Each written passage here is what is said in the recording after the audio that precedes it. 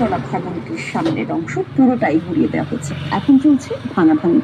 বুধবার রাত 11টা নাগাদ এক্সকেভেটর এবং ক্রেন দিয়ে বাড়িটি ভাঙার কাজ শুরু করে বিক্ষুব্ধ জনতা। ভোরের দিকে বাড়ি কাজের গতি। এই সময় ভবনের অনেক অংশে আগুন জ্বালিয়ে দেওয়া হয়।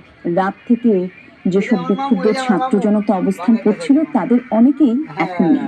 এখন 32 নম্বরের সামনে যারা আছেন তারা বলছেন দেশের স্বৈরাচারের কোনো চিহ্ন দেখতে চায় না দেশবাসী, আর এর মাধ্যমে পরবর্তী শাসকরা শিক্ষা নেবে বলেও মন্তব্য করেন কেউ কেউ। বিক্ষুব্ধরা জানান বাড়ি ভাঙাটা শেখ হাসিনার প্রতি দেশবাসীর ক্ষোভের বহিঃপ্রকাশ। উপস্থিত লোকজনের উল্লাস করতেও দেখা গেছে।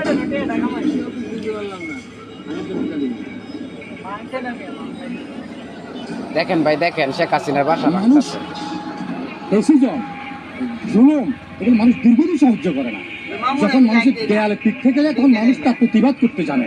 তো জনতা যে একটা ক্ষেত্রে ঐক্যবদ্ধ, সেটা হচ্ছে ফ্যাসিস্ট খুনি হাসিনা যে বিচার নিশ্চিত করার লক্ষ্যে আমরা যে মাঠে আছি এটা তার প্রমাণ। আমরা যে এখনো রাজপথে আছি, আমরা এখনো যাইনি, সেই বার্তা আমরা এখনো ওনাদের কাছে পৌঁছে দিতে চাই। বিগত দিনেও দেশের বিরুদ্ধে কাজ করেছে, দেশের মানুষের বিরুদ্ধে কাজ করেছে, এখনো সেই কাজটি করছে। তো সেই জায়গাটি থেকেই হচ্ছে আজকের এই অবস্থা।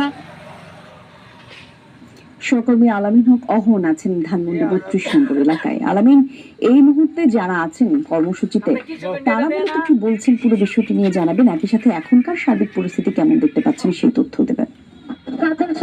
এই মুহূর্তে এখানে যারা রয়েছেন তারা এই একেবারেই ধ্বংসস্তূপ কিংবা এটি নিশ্চিহ্ন করার পর এখানে কোনো নতুন করে অবকাঠামো করা যায় কিনা সেই কথাই তারা বলছিলেন।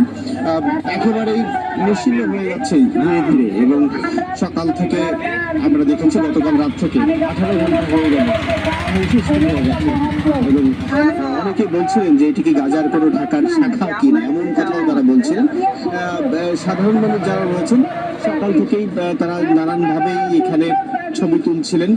কেউ কেউ এখানকার স্মৃতি স্মারক হিসাবে ইট কিংবা লোহা এগুলো নিয়ে যাওয়ার চেষ্টা করছিলেন। তবে দুপুরের পর থেকে, বিশেষ করে 12টার পর থেকে এটি আর যারা কর্মসূচি দিয়েছিলেন থাকেনি, ছিন্নমূলদের হাতে চলে গেছে। তারা বিভিন্নভাবে লোহা লক্কর অবকাঠামো আসবাবের দরজা জানালার সব ভেঙে চুরে আমরা দেখছিলাম। এই যে আমার আরেক ভাইয়ের কথা কইব, ওনার কথাটা আমরা তো শুনি ভালো করে মনোযোগ দিয়া। জয় বাংলা লেহ তোমার এনে বরে দেন জয় বাংলা। ধন্যবাদ। এখন আমরা আবার ফিরে যাচ্ছি।